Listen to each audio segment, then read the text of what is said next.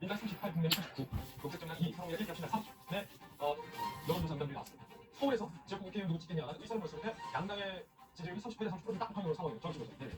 그렇기 때문에 사실은 이제 제가 봤을 때는 그 당 자체에 대해서는 지지율이 그렇게 비슷하지 않습니까? 그런데 그 판세 예측을 갖다가 하는 걸 보면은 조금 다른 것이 아닌가 일단 그런 생각이 드는데 그런데 사실은 이조 심판이라고 하면 어떻게 보면 당연할 수밖에 없는 게 왜냐하면 선거라고 하는 것은 이상적으로는 훌륭한 사람을 뽑는 것이지만 현실적으로는요 더 나쁜 사람이 당선되지 않도록 더 나쁜 사람이 선출된 것을 막는 것이 그게 실질적인 선거 아닌가 그런 생각이 들죠. 그러니까 나쁜 사람에 대해서 심판하자 이렇게 이야기가 자연스럽게 나올 수 있는 것이 아닌가 저는 그런 생각이 듭니다. 그런데 일반적으로 이야기하면 안영환 의원이 말씀하신 것처럼 야당은 공격하고 왜냐하면 지금 대통령이 딱 중간선거밖에 안 됐으니까 여당이 이걸 갖다가 방어하는 그런 수준이 되는데 사실 이번 총선 이어야 하는데 그런데 이번 총선은 너무나 독특하게 야당 제1당의 대표가 어떤 사람입니까? 그 아무리 본인이 부인한다고 하더라도 그 중대한 범죄 혐의가 있다라고 해가지고 재판을 받는 그런 사람잖아요. 당장 어제도 재판 나가지 않았습니까? 거기에다가 조국 대표 같은 경우는 이게 이제 2심까지 형이 확정된 그런 상황이니까 그렇기 때문에 그 여당 입장에서는 이재명 대표가 조국 대표가 이끄는 정당에 대해서 문제점이 있다라고 하는 것을 이야기할 수밖에 없는 그런 상황인데 이런 부분들이 유권자들한테 얼마나 공감을 할 수 있을 것이냐. 유권자들은 사실 다 공감을 하거든요. 그런데 뭐가 문제냐면 하도 오랫동안 이 이슈가 우리나라를 갖다 쭉 감싸왔기 때문에 그것이 얼마만큼 이제 좀 진부한 것이 아니냐. 좀 그런 부분들이 있기 때문에 이것과 관련해서 유권자들이 어떤 선택을 하느냐가 결국 이번 총선의 관건이 아닌가 싶은 생각이 듭니다. 예, 수도권에 122석의 의석이 다니면 굉장히 많은 의석들이 수도권에 몰려있습니다. 그중에 이제 서울에 어느 지역구 어느 정당 지역구가 입하겠냐 하는 의사문이 열려서 있고 이번에 인천과 경기 여론조사를 찾아보고 있습니다.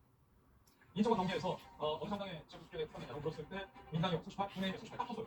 녹색정당 0, 상호의 2, 합치다 2, 조기현 의원이 사실 인천 경기는 민주당이 강세를 보이고 있는 지역이긴 한데 물론 이 여론조사와 각 지역구별 여론조사도 다를 수 있죠. 그런데 이제 일단은 인천 경기 지역을 상대로 한 지역구 투표를 볼었을 때 양당의 응답률이 똑같이 나왔다. 이거 어떻게 봐야겠어? 수도권의 어떤 객관적 인식일 수도 있고요. 한 가지 더 상대방에 대해서 거부하고 이런적인 질문 받고 갔을 때는 선거에까지 비속할 건데 아무튼 유난히 비속할 때만 이번에도 심판.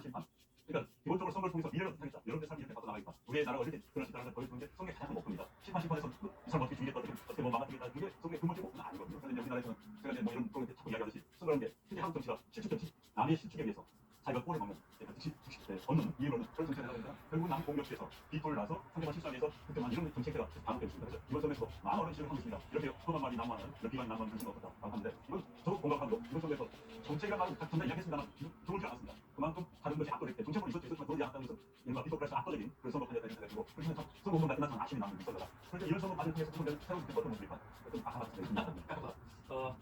여러분이 지금 무슨 기준으로 오늘 좋아하시는 거 굉장히 흥미로운 분들입니다. 그래서 제가 꼭 우리 시청자분들과 유권자분들에게 소개해드리려고 준비했는데 한동훈 비대위원장과 이재명 대표가 선거 유세 기간 동안 많은 발언들을 했습니다. 그 발언들의 주요 키워드들의 횟수를 분석하는 분석 기사가 나왔습니다. 어떤 단어, 어떤 키워드가 주로 많았을까요? 한동훈 비대위원장 어떤 지역을 가도 소지 일관되게 똑같은 메시지로 가세요. 이런 패턴의 차이가 드러나고 있다. 그렇게 봐야 될 것 같아요. 그렇군요. 이재명 대표가 제일 많은 권력이 827차례. 어떻게 보면 한동훈 비대위원장이 얘기했던 범죄 781차례보다 횟수가 훨씬 더 많아요. 이재명 대표. 그러면 권력 심판론에 대한 메시지가 이 대표 굉장히 많이 언급했었다라고 좀 볼 수 있을 것 같아요. 두 대표가 제가 봤을 때는 한결같은 메시지를 계속 낸 걸로 좀 보여지는데 여야 대표들의 이 동선을 분석하는 분석도 보내고 있습니다. 양당 대표의 이 동선 어떻게 분석됐어요? 함께 보시죠. 28일 어제까지 선거 지원 나간 곳 한동훈 비대위원장 136곳 수도권은 집중이 됐고요. 이재명 대표 66곳. 그런데 수도권이 한동훈 비대위원장 91곳, 이재명 대표는 47곳. 기타는 중앙동은 PK 파탄, 이재명 대표는 강남대구도 확정.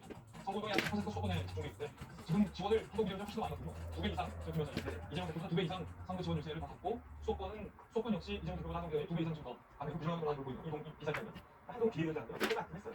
제가 사실 어제 그 방송이 한 7시입니다. 저녁 7시라서 어떤 타임을 하다가 끝나는 순간이니까 그냥 저녁 먹고 식사랑 마실 삼아서 이렇게 소개 방송이 나왔었는데 근데 한 8시 25분쯤인가 그때쯤 한동훈 비대위원장 와가지고 연설하는데 힘이 다 빠지더라고요. 그래가지고 이거 진짜 오랫동안 고생 많이 했구나 그 느낌이 딱 들어가지고 좀 짠하다 이런 생각 좀 들었는데 아니나 다를까 아까 송영문 변호사가 나가서 이야기 들어봤더니 9시 뉴스에 완전히 번합된 거 아니겠습니까? 한동훈 비대위원장이 그렇게 이야기했어요. 뭐라고 이야기했냐면 자기는 4월 9일 뭐 원래는 밤 12시까지였는데 밤 6시까지 못 지키고 밤 9시까지 모든 걸 다 쏟아붓겠다 그렇게 이야기했는데 저 수치만 봐도 이재명 대표가 꼭 2배를 갖다가 더 뛰었던 거 아니겠습니까? 그 이유는 이재명 대표는 한계가 있었잖아요. 본인 뭐 재판도 봐야 되고 본인 선거도 봐야 되고 자기 지역도 있으니까 그러니까 자기 지역도 봐야 되고 재판을 출석해야 되고 이게 사명을 해야 되니까 그만큼 어쨌든 한동훈 비대위원장이 열심히 뛰었다. 그래가지고 어쨌든 이번 21대 총선은 한동훈이라고 하는 사람이 혜성처럼 비대위원장으로 등장해가지고 무죄를 심장이 열심히 한 그런 선거로는 기억이 될 것이다. 결과는 지켜보는 것이 어쨌든 그런 생각이 듭니다. 예, 조경 변호사님, 이 대표는 재판을 하고 본인 지역구를 또 동시에 출마하기 때문에 아무래도 이제 선거 지원하는 한동훈 비대위원장보다는 조금 여유가 아무래도 바닥을 치고 있을 것 같아요. 그렇죠. 아까 말씀하신 대로 세 가지 역할을 동시에 했었어야 되고 지역구도 또 원희룡 후보라는 소위 말하는 역할에 거물이 오셨기 때문에 신경을 안 쓸 수가 없었죠. 그리고 말씀하신 대로 지역 개발론이 어느 정도 지지층에서 영향을 미치고 있었기 때문에 지역구 관리도 꽤 신경이 쓰이셨을 것 같고요. 재판은 물론 뭐 말할 것도 없고요.